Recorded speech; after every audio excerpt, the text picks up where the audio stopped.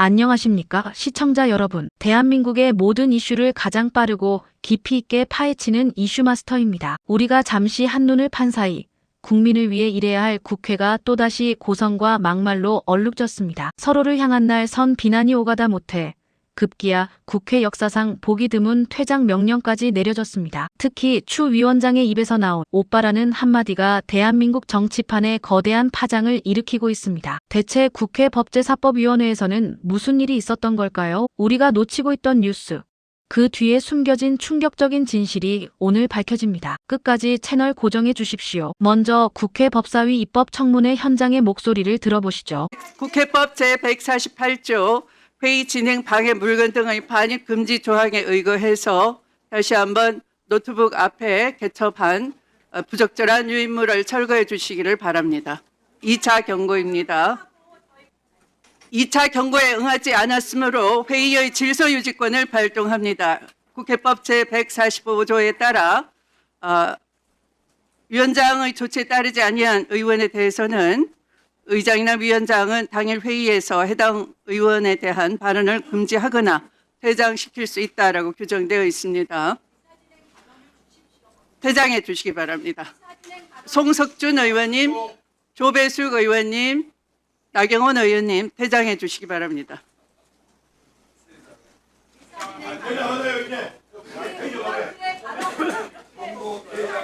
자, 퇴장을 명했습니다. 네.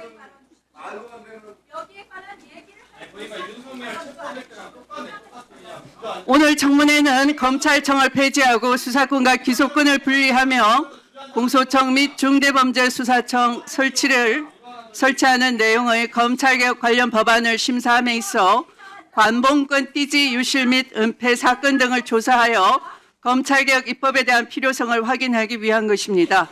관봉권과 관련해 특히 건진법사로 불리는 전성배 씨는 윤석열 대선 후보 당시 네트워크 본부 상임 고문을 맡아 조직 관리를 하며 윤석열, 김건희의 최측근으로 불렸습니다.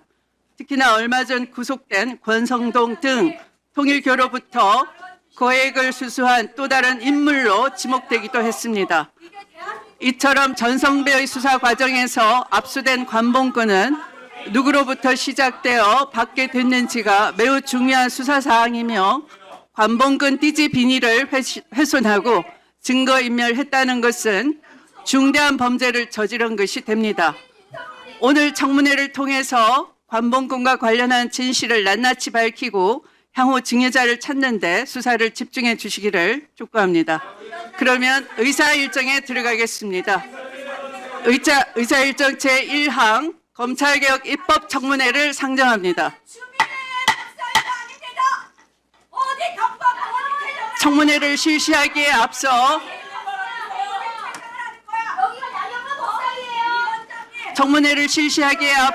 증인 및 참고인의 출석 현황에 대하여 먼저 말씀드리겠습니다.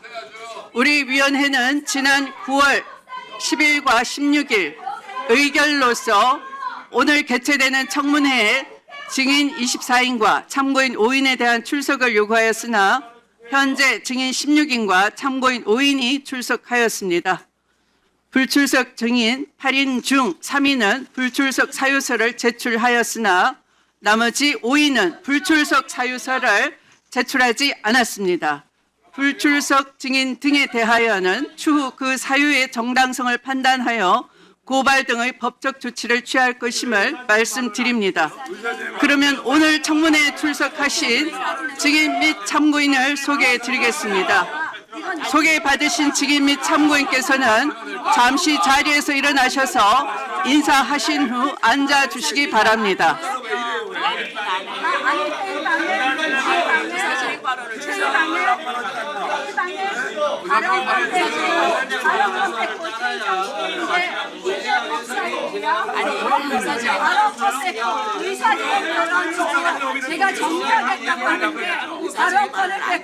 사건은 바로 9월 22일 국회 법제사법위원회 회의장에서 터져나왔습니다. 이날은 검찰개혁 입법 청문회라는 아주 중요한 회의가 열리는 날이었습니다. 그런데 회의가 시작되자마자 더불어민주당 소속의 추미애 법사위원장과 국민의힘 나경원 의원이 정면으로 충돌했습니다. 발단은 국민의힘 의원들이 각자 노트북에 붙인 항해 문구였습니다. 그 문구는 바로 정치공작, 가짜뉴스 공장 민주당이라는 내용이었습니다. 최근 민주당의 한 의원이 대법원장과 국무총리의 식사 자리를 두고 의혹을 제기한 것에 대한 항해 표시였죠. 이를 본 추미애 위원장은 국회 물품인 노트북에 정치, 구호를 붙이는 것은 회의 진행 방해라며 즉시 제거할 것을 요구했습니다. 하지만 국민의힘 의원들은 이것이 야당의 정당한 의사표현이라며 맞섰고 이 과정에서 회의는 시작부터 멈춰섰습니다. 추 위원장이 국회 직원들을 시켜 문구를 강제로 때려하자 의원들이 이를 막아서며 회의장은 순식간에 아수라장이 되었습니다. 나경원 의원은 의사진행 발언 기회를 주면 떼겠다고 했지만 추 위원장은 이를 받아들이지 않았습니다. 결국 추미애 위원장은 질서유지권을 발동해 나경원 의원을 포함한 3명의 의원에게 회의장에서 나가달라는 초유의 퇴장 명령을 내립니다. 하지만 의원들이 불복하고 위원장석으로 몰려가 거세게 항의하는 과정에서 바로 문제의 발언이 터져나옵니다. 추미애 위원장이 나경원 의원을 향해 이렇게 말한 겁니다. 그렇게 하는 것이 윤석열 오빠에게 도움이 되느냐? 이 한마디에 회의장은 그야말로 얼어붙었습니다. 나경원 의원은 선을 넘은 저급한 성별 희화화라며 강력하게 반발했고 다른 의원들까지 가세하며 회의는 완전히 파행으로 치달았습니다. 이것이 언론을 통해 우리에게 알려진 사건의 대략적인 전말입니다. 그런데 여기서 끝이 아니었습니다. 이 사건은 단순히 두 여성 정치인의 감정 싸움으로 볼 문제가 절대 아닙니다. 그 이면에는 훨씬 더 깊고 복잡한 정치적 맥락이 숨어 있었습니다. 바로 오늘까지의 상황을 종합해서 그 뿌리까지 파헤쳐 보겠습니다. 첫째, 이 충돌은 갑자기 터져나온 것이 아닙니다. 예고된 참사였습니다. 추미애 위원장과 나경원 의원은 이전부터 계속해서 부딪혀왔습니다. 얼마 전 민주당은 나경원 의원을 법사위 야당 간사로 선임하는 안건을 반대하며 부결시킨 적이 있습니다. 당시 추 위원장이 내세운 이유 중 하나가 바로 이해 충돌 문제, 즉 나 의원의 남편이 법원장이라는 점이었습니다. 이처럼 두 사람 사이에는 이미 감정의 골이 깊게 파여 있었던 겁니다. 둘째, 가장 큰 논란이 된 윤석열 오빠 발언을 자세히 들여다볼 필요가 있습니다. 나경원 의원은 왜 이 발언을 저급한 성별 희화화라고까지 했을까요? 여기서 오빠라는 단어는 단순히 나이가 많은 남자를 부르는 호칭이 아닙니다. 공적인 국회 회의장에서 전 대통령을 사적인 관계처럼 보이는 오빠라고 칭한 것은 상대방의 정치적 행위를 사적인 관계에 잘 보이려는 유치한 행동으로 깎아내리려는 의도가 담겨 있다고 해석될 수 있습니다. 즉, 나경원 의원의 정치적 저항을 윤석열 전 대통령과의 개인적인 관계로 엮어서 그 진정성을 폄하하고 동시에 여성 정치인이라는 점을 부각해 모욕감을 주려 했다는 것이 비판의 핵심입니다. 물론 추미애 위원장 측에서는 야당의 과도한 회의 방해, 행위를 지적하는 과정에서 나온 말이라고 할 수 있습니다. 회의를 정상적으로 진행해야 할 위원장 입장에서 야당이 전 대통령을 옹호하기 위해 의도적으로 회의를 지연시킨다는 답답함을 표현한 것이라는 해석도 가능합니다. 하지만 이유가 어찌되었든 국정을 논하는 공식적인 자리에서 나온 발언으로는 매우 부적절했다는 비판을 피하기는 어려워 보입니다. 셋째, 이 사건은 현재 대한민국 정치의 단면을 그대로 보여줍니다. 대화와 타협은 실종되고 오직 내가 죽어야 내가 산다는 식의 극한 대립만 남아있는 겁니다. 야당은 노트북에 붙인 문구로, 여당은 위원장의 권위로 상대를 찍어 누르려 하고 있습니다. 그 과정에서 품격 없는 막말이 오가고 결국 그 피해는 고스란히 이 모든 상황을 지켜보는 우리 국민들에게 돌아오고 있는 것입니다. 결국 이 사태로 인해 검찰의 문제점을 따지고 개혁 방향을 논의해야 할 중요한 입법 청문회는 제대로 된 논의 한번 해보지 못하고 파행을 거듭했습니다. 참으로 안타까운 현실이 아닐 수 없습니다. 오늘 이슈마스터에서는 국회를 마비시킨 추미애 위원장과 나경원 의원의 정면 충돌 사태를